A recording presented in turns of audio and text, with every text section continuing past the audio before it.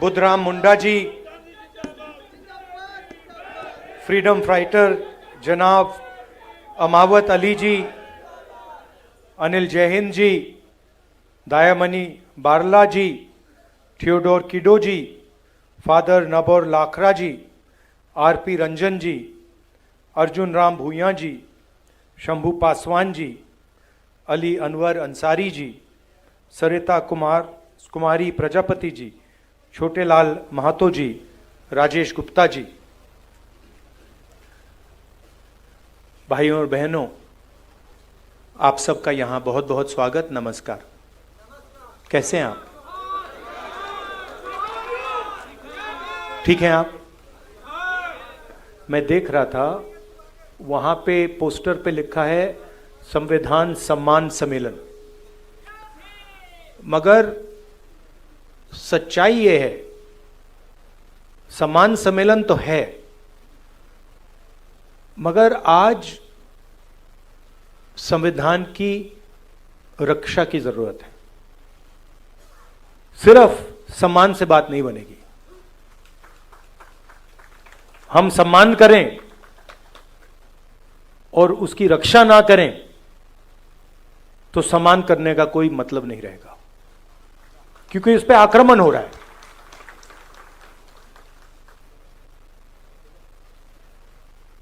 जबरदस्त आक्रमण हो रहा है, चारों तरफ से आक्रमण हो रहा है। सिर्फ एक व्यक्ति, मोदी जी, अमित शाह जी, सिर्फ एक दो व्यक्ति आक्रमण नहीं कर रहे हैं। अलग अलग फोर्सेस, अलग अलग शक्तियां इस पर आक्रमण कर रही हैं। कोई आगे से, कोई पीछे से, कोई साइड से, कोई ऊपर से, और इनका लक्ष्य है कि संविधान किसी ना किसी तरीके से या खत्म हो जाए या फिर खोखला बना दिया जाए।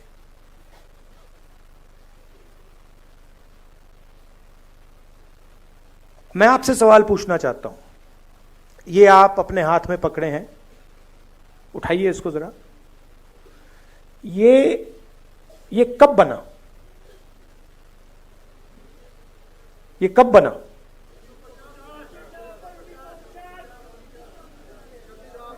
$1950? हाँ,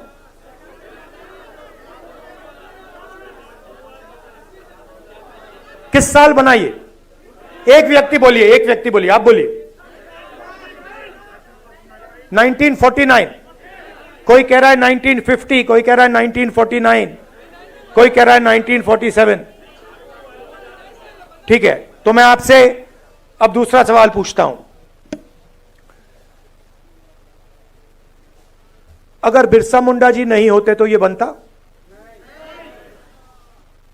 अगर नारायण गुरु जी नहीं होते तो ये बनता? अगर बसवन्ना जी नहीं होते तो ये बनता? अंबेडकर जी नहीं होते तो ये बनता? बुद्ध भगवान नहीं होते तो ये बनता? गुरु नानक नहीं होते तो ये बनता? तो ये कितना पुराना है?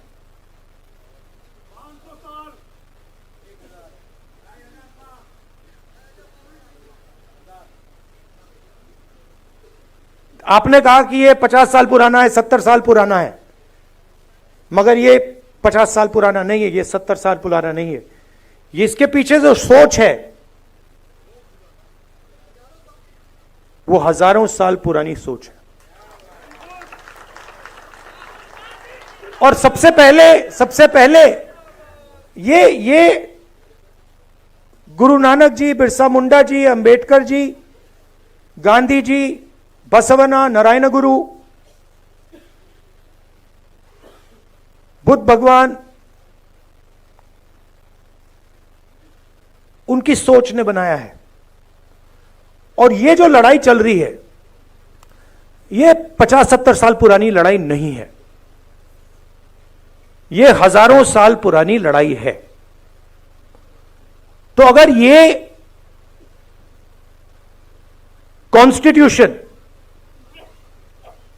बिरसा मुंडा जी की सोच का है, गुरु नानक,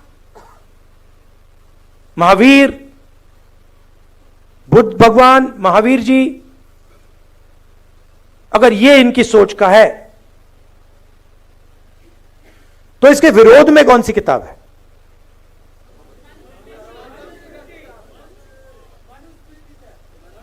मनुस्मृति। ये जो लड़ाई चल रही है, और आपको ये गहराई से समझना होगा, ये लड़ाई कॉन्स्टिट्यूशन और मनुस्मृति के बीच में लड़ाई चल रही है।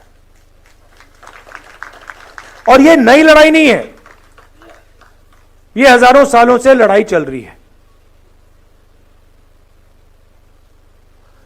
अंबेडकर जी ने कहा एजुकेट, ऑर्गेनाइज, एजिटेट, कहा।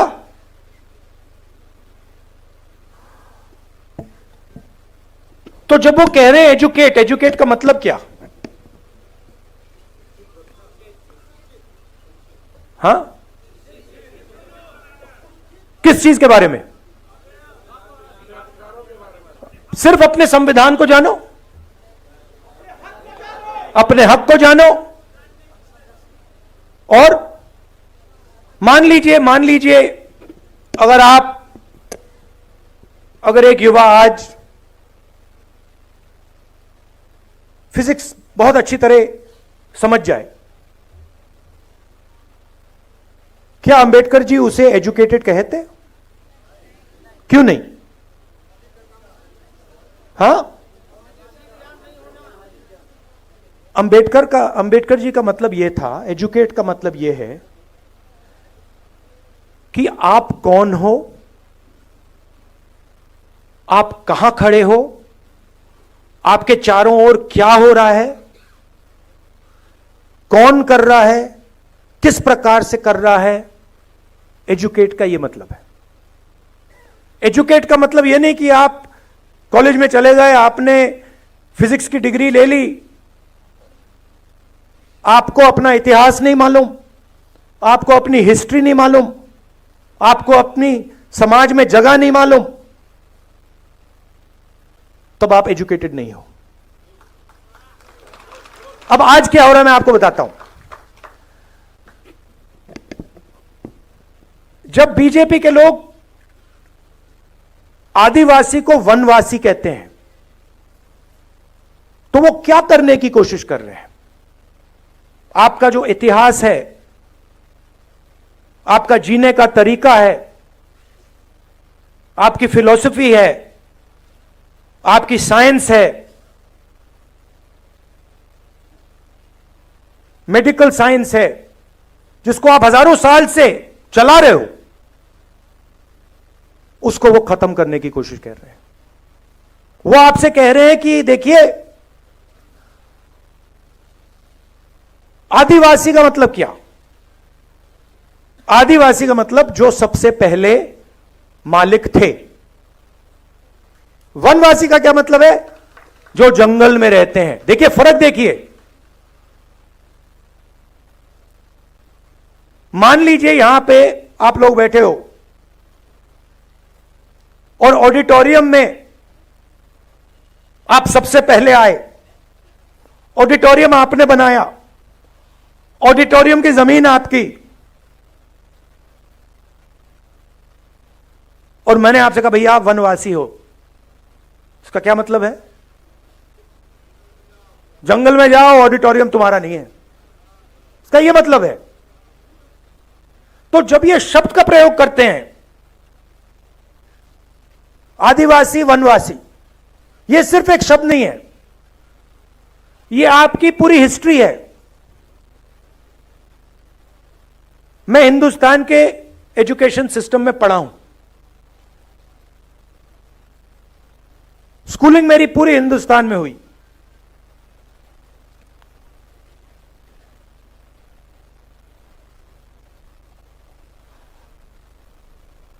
पूरा का पूरा जोड़ दीजिए तो आदिवासियों के बारे में आधा चैप्टर मिलेगा, 10-15 लाइन मिलेंगी कि हां हिंदुस्तान में आदिवासी भी हैं, मगर इनकी हिस्ट्री क्या है, इनके जीने का तरीका क्या है, इनके सोचने का तरीका क्या है, इनकी साइंस क्या है, इनकी पॉलिटिक्स क्या है, उसके बारे में कुछ नहीं। मैं हिंदुस्तान के सिस्टम में, स्कूलिंग मेरी यहां हुई, दलितों के बारे में एक लाइन, हां भाई अनटचेबिलिटी होती थी, मगर उनका दर्द, उन पर जो अत्याचार हुए, उनका जो अपमान हुआ, उनका जो इमेजिनेशन था, उनकी जो सोच थी, उनकी जो साइंस थी, उनकी जो फिलॉसफी थी, उसके बारे में कितना था, एक लाइन। आपने ओबीसी शब्द प्रयोग किया, अदर बैकवर्ड कास्ट, क्या यह आपका नाम है?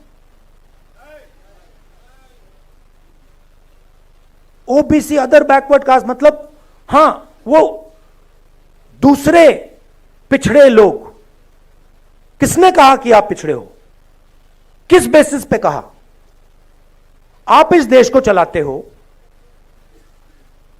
आपका खून पसीना से यह देश चलता है, आपका जो हक है वो आपको मिलता नहीं है। आपकी हिस्ट्री कहां है? जिन लोगों ने इस देश को बनाया, जो किसान, मजदूर, बढ़ई, नाई, मोची, इनकी हिस्ट्री कहां है? कहां लिखा है? फाड़ दिया गया। जैसे कि हिंदुस्तान के 90% लोग हैं ही नहीं।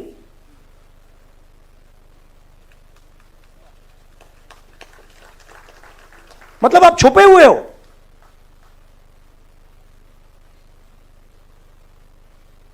हिंदुस्तान के कॉर्पोरेट्स में देखिए आप, 250 कॉर्पोरेट्स की मैंने लिस्ट निकाली। कहां मैं देखता हूं भाई 90% आबादी में से यहां कितने हैं? 250 सबसे बड़ी कॉर्पोरेट्स में,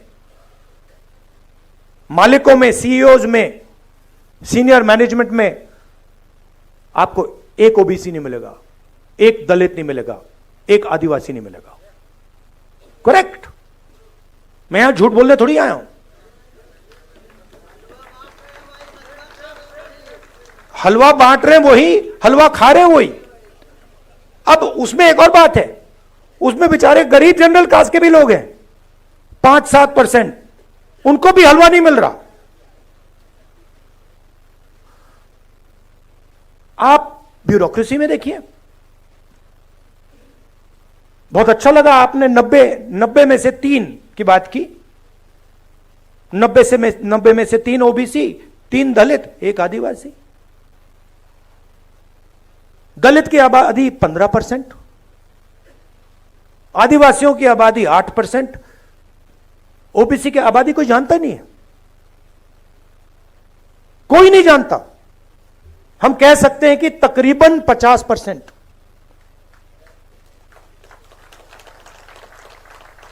क्योंकि आपकी संख्या छुपानी है। बड़ा खतरनाक काम है। अगर ओबीसी को अपनी सच्ची संख्या पता लग गई,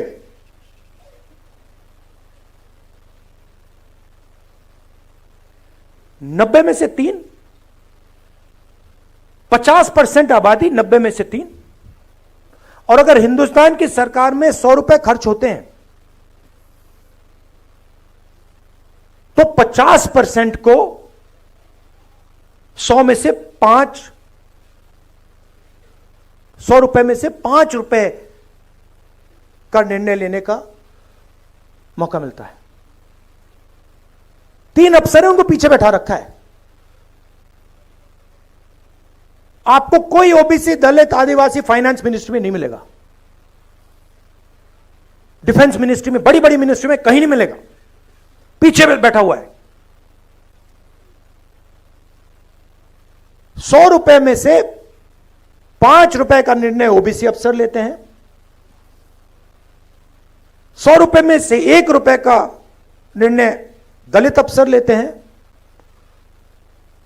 और 100 रुपए में से 10 पैसे का निर्णय आदिवासी अफसर लेते हैं। मतलब अगर हिंदुस्तान की सरकार 100 रुपए खर्च करती है तो 90% के लोग 6 रुपए 10 पैसे का निर्णय लेते हैं।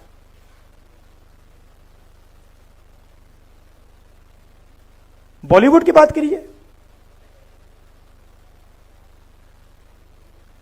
बॉलीवुड में आपको दलित, आदिवासी, ओबीसी नहीं दिखेगा। नाच गाना चल रहा है, गाने बज रहे हैं, डांस हो रहा है, मगर 90% का कोई वहां नाच नहीं रहा। सच्चाई है ये।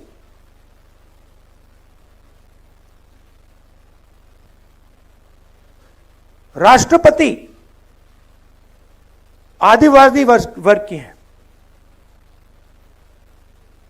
पहली बार राष्ट्रपति जी को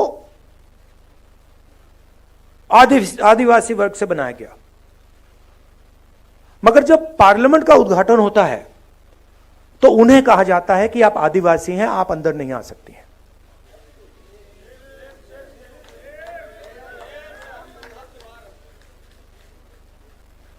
और उन्होंने मान लिया, एक्सेप्ट कर लिया। राष्ट्रपति हैं, राष्ट्रपति हैं। राम मंदिर, धूमधाम से राम मंदिर का उद्घाटन होता है, राष्ट्रपति जी से कहा जाता है आप आदिवासी हैं, आइए मत। अंबानी को बुलाया जाता है, अदानी को बुलाया जाता है, हिंदुस्तान के राष्ट्रपति जी से कहा जाता है आप नहीं आएंगे, आपकी जगह नहीं है। अगर यह संविधान पर आक्रमण नहीं है कि राष्ट्रपति जी पार्लियामेंट हाउस का उद्घाटन नहीं कर सकती, तो क्या है?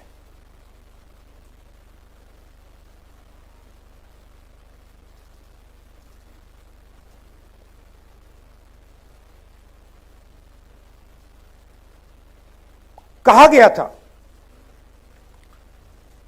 संविधान में कहा गया है कि एक व्यक्ति को एक वोट का हक मिलेगा, इसमें लिखा है।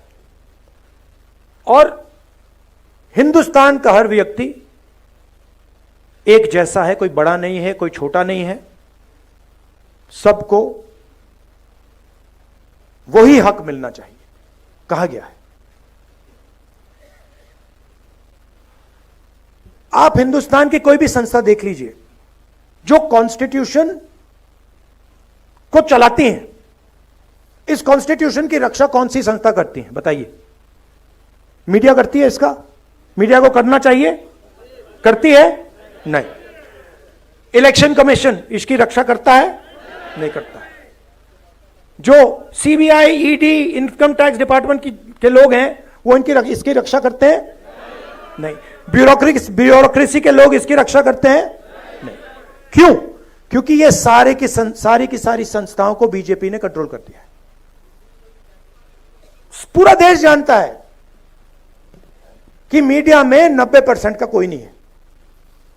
पत्रकारों को देखिए, एडिटर्स को देखिए, मालिकों को देखिए, मुझे बता दीजिए कौन सा अखबार है हिंदुस्तान में जिसको दलित, आदिवासी, पिछड़े वर्ग के लोग चला रहे हैं? मुझे बता दीजिए, मान जाऊं मैं, एक नहीं है। तो आपकी आवाज कहां है? कैसे निकल सकती है आपकी आवाज? आपकी आवाज आपके दिल में है, मगर हिंदुस्तान की संस्थाओं में नहीं है। Election commission, ministry, media, judiciary, कहां है आपकी आवाज?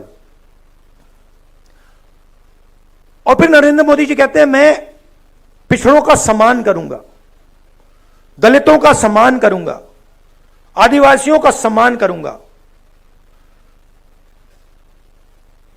और फिर आपके हाथ से आपकी शक्ति छीन लेते हैं।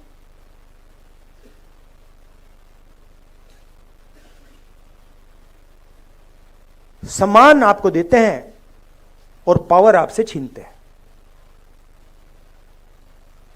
सम्मान आपको देते हैं और आपको हिंदुस्तान की संस्थाओं से बाहर निकाल देते हैं।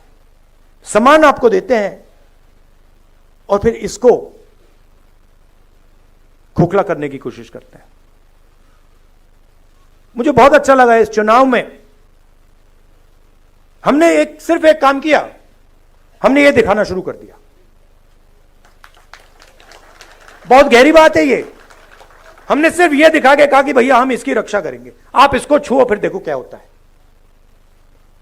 और हिंदुस्तान के प्रधानमंत्री ने चुनाव के बाद ये किया।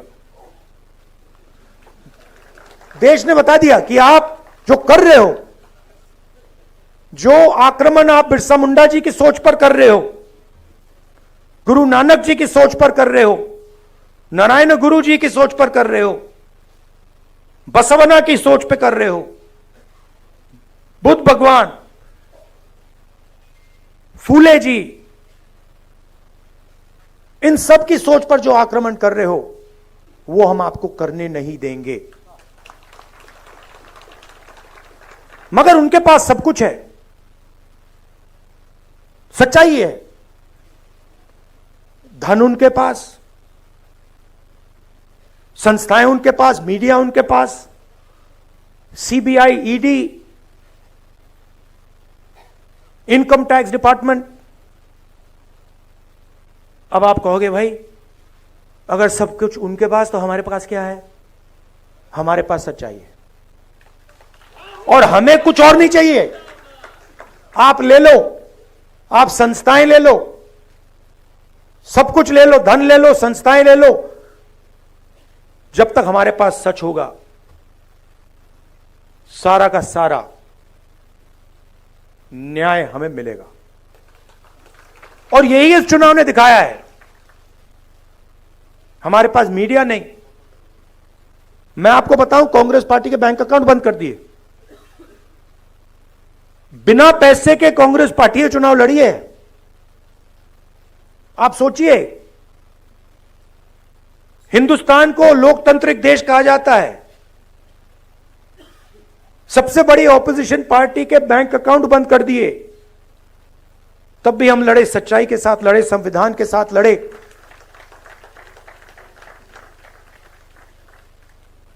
और आजकल मोदी जी मुस्कुराते नहीं हैं। बंद हो गया, परमानेंटली बंद हो गया, भूल गए। तो अब मैंने आपसे यह कहा कि भाई लड़ाई हो रही है, युद्ध हो रहा है, दो विचारधाराओं के बीच युद्ध हो रहा है। अब यह भी बताना पड़ेगा रास्ता क्या है। देखिए, मैंने संस्थाओं की बात की, थोड़ा सा मैं आपको 2-3 आंकड़े देना चाहता हूं।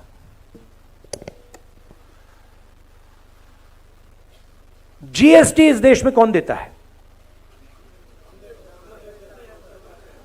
कौन देता है? 90% देता है।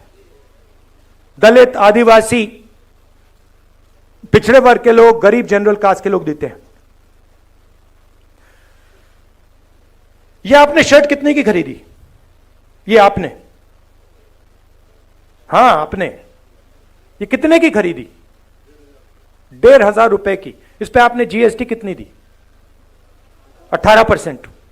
अगर यही अच्छा, अगर यही शर्ट अदानी या अंबानी खरीदें तो जितना टैक्स आपने दिया उतना टैक्स वो देते हैं। जीएसटी गरीब जनता से लिया जाता है, पिछड़ों से लिया जाता है, दलितों से लिया जाता है, आदिवासियों से लिया जाता है।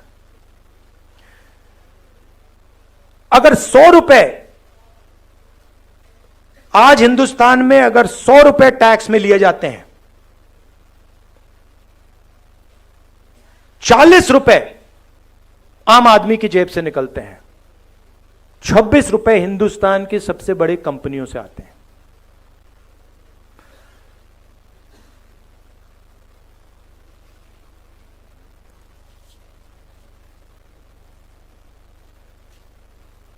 सबसे गरीब लोग 50% सबसे गरीब लोग 60% से ज्यादा जीएसटी देते हैं।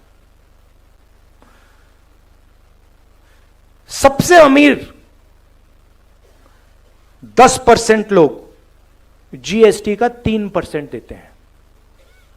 सबसे अमीर लोग 3% और सबसे गरीब लोग 2/3। सबसे अमीर 1% के पास हिंदुस्तान का 40% धन है।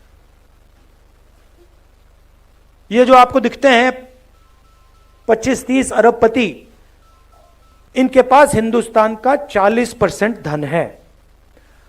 और जो सबसे गरीब 50% लोग हैं, इनके पास 3% हिंदुस्तान का धन है।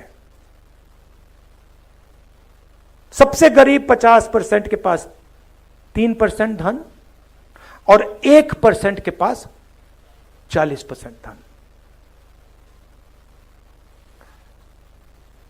और अगर आप सबसे गरीब 50% को की आमदनी जोड़ दें तो उनकी पूरी आमदनी आप मिलाएंगे तो 13% बनती है। तो ये सिर्फ कॉन्स्टिट्यूशन पर आक्रमण नहीं हो रहा है, ये आपसे चोरी हो रही है। अब रास्ता क्या है? सबसे पहले हमने कहा है कि ये जो 50% का लिमिट लगा रखा है आरक्षण में, इसको हम, इस दीवार को हम तोड़ देंगे, हटा देंगे। और दूसरी बात, हम सच्चाई समझना चाहते हैं। हम समझना चाहते हैं कि इस देश में धन किसके हाथ में है, जमीन किसके हाथ में है, संस्थाएं किसके हाथ में है, कॉलेज यूनिवर्सिटी किसके हाथ में है। सिर्फ हम पता लगाना चाहते हैं। हम यह भी नहीं कह रहे हैं कि उसके बाद होगा क्या। जैसे किसी को चोट लगती है, आपको कभी चोट लगी है? हाथ टूटा, आप गए, आपने कहा, डॉक्टर से कहा कि भैया कराते हैं, फिर पता लगता है भैया हाथ कैसे टूटा है। अब पूरा देश जानता है कि दलितों को, आदिवासियों को, पिछड़ों को, गरीब जनरल कास्ट के लोगों को, माइनॉरिटीज को दर्द हो रहा है, सबको मालूम है। बेरोजगारी फैल रही है, महंगाई बढ़ती जा रही है, जॉब नहीं मिलता, सरकारी नौकरी नहीं मिलती, प्राइवेट सेक्टर बढ़ता जा रहा है, पब्लिक सेक्टर खत्म होता जा रहा है, चोट लग रही है। अब हम सिर्फ ये कह रहे हैं भैया चोट लग रही है, एक्सरे करा दो, पता लगाओ चोट क्यों लग रही है, कारण क्या है।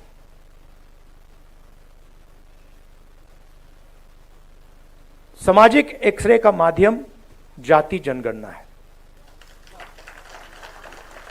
जाति जनगणना है, जनगणना में हम 2-3 चीजें पता लगाना चाहते हैं। सबसे पहले, किस देश में पिछड़े वर्ग के कितने लोग हैं? 10% हैं, 20 हैं, 30 हैं, 40 हैं, 50 हैं, 60 हैं, कितने? दलित, आदिवासी, माइनॉरिटी, गरीब जनरल कास्ट के लोग कितने हैं? पहली बात। दूसरी बात, हिंदुस्तान की संस्थाओं में किसकी कितनी हिस्सेदारी है? लीगल सिस्टम में किसकी हिस्सेदारी है? जुडिशरी में किसकी हिस्सेदारी है? ब्यूरोक्रेसी में किसकी हिस्सेदारी है? कॉर्पोरेट इंडिया में किसकी हिस्सेदारी है? हमारे संस्थाओं में किसका कंट्रोल है? मीडिया में कितने लोग हैं? 90% से। कॉर्पोरेट इंडिया में कितने लोग हैं? बड़ी बड़ी ब्यूरोक्रेटिक पोजीशंस में कितने लोग हैं, हिंदुस्तान में जो सेक्रेटरी लेवल के अफसर हैं उसमें कितने लोग हैं, हम एक्सरे करना चाहते हैं। अब अगर आप अस्पताल जाते और आप डॉक्टर से कहते भैया मेरा हाथ टूटा हुआ है, लग रहा है हाथ टूटा हुआ है, हिला नहीं पा रहा हूं, एक्सरे करवा दीजिए, और डॉक्टर आपसे कहता नहीं एक्सरे नहीं कराऊंगा, तो आप क्या करते? अब जब हम जाति जनगणना की बात कर रहे हैं, हम कह रहे हैं कि भैया एक्सरे कराइए, मोदी जी कहते हैं हम नहीं कराएंगे। कैसे नहीं कराओगे? अगर आप नहीं कराओगे हम कराएंगे। और मैं आपको बता रहा हूं, आप लिख के ले लो, जाति जनगणना को और ये जो 50% का बैरियर है ना, इसको अब कोई शक्ति नहीं रोक सकती है।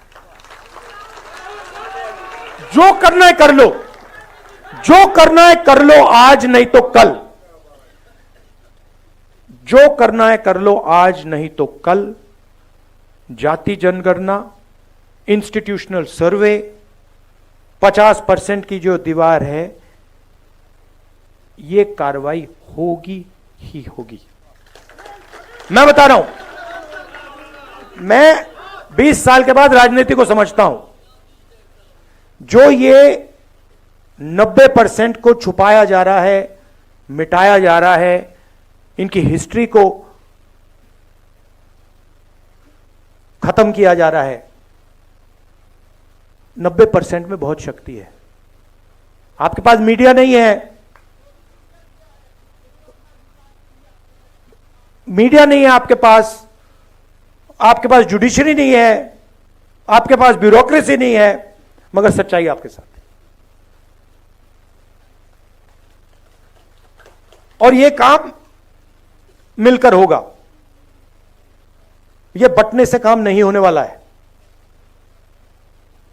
एक आवाज से मिलकर यह काम करना पड़ेगा, और यह काम मैं आपके साथ करने वाला हूं। यह मैं आपसे कहना था, मैं आपसे यह कहना चाहता था, सबसे जरूरी चीज, चाहे जाति जनगणना हो, चाहे 50% का बैरियर हो, सबसे जरूरी चीज इसको बचाने का है। अगर यह हाथ से निकल गया, अगर यह खोखला हो गया, अगर यह खत्म हो गया, तो फिर कुछ नहीं रहा। तो सबको सबसे पहले इसकी रक्षा करनी है। संविधान की, बिरसा मुंडा जी की सोच की, आदिवासियों की सोच की, अंबेडकर जी की सोच की, गांधी जी की सोच की, गुरु नानक, जो नाम आपको मैंने बताए। और यह मत सोचिए कि यह लड़ाई 70 साल पुरानी है। यह लड़ाई हजारों साल पुरानी है, यह लड़ाई चलती जाएगी और इसको हम जीतने जा रहे हैं। धन्यवाद।